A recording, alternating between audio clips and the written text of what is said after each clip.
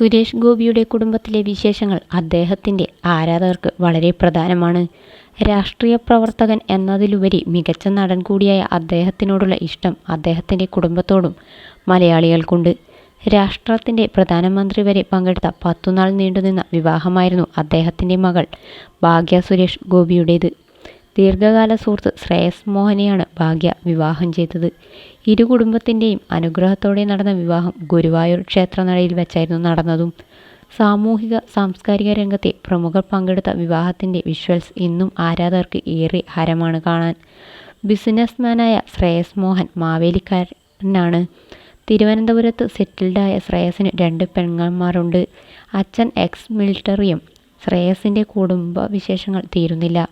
പക്ഷേ ഇപ്പോൾ പുത്തൻ വിശേഷമാണ് സോഷ്യൽ മീഡിയ നിറയെ. പിറന്നാൾ ആയിരുന്നു സുരേഷ് ഗോപിയുടെ മൂത്ത മരുമകന്. പിറന്നാൾ ആശംസകൾ നേർന്നുകൊണ്ട് കുടുംബം എത്തിയതോടെയാണ് ഭാര്യ ഭാഗ്യക്കും സുഹൃത്തുക്കൾക്കുമൊപ്പം ലംബോർഗിനി ഹൈബ്രിഡിൻ്റെ പുതിയ വീഡിയോയും ചിത്രങ്ങളും ശ്രേയസ് പങ്കുവച്ചത്. എന്നാൽ ഇത് ശ്രേയസ് വാങ്ങിയതാണോ അതോ പോസ്റ്റ് ചെയ്തത് ആണോ എന്നായിരുന്നു ആരാധകർ.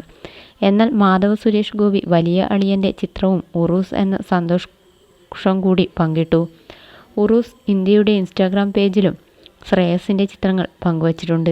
അതേസമയം ഭാഗ്യ ആ വീട്ടിൽ വലതുകാൽ വെച്ച് കയറിയതോടെ ഭാഗ്യപ്പെരുമഴയാണ് ശ്രേയസിന് എന്നാണ് ആരാധകപക്ഷം.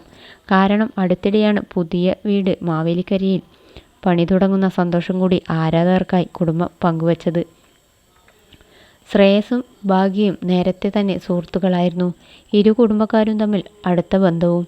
2 കൂട്ടരും ഒന്നായ സന്തോഷമൊക്കെ മുൻപ് സുരേഷ് ഗോപി തന്നെ പറഞ്ഞിട്ടുണ്ട്.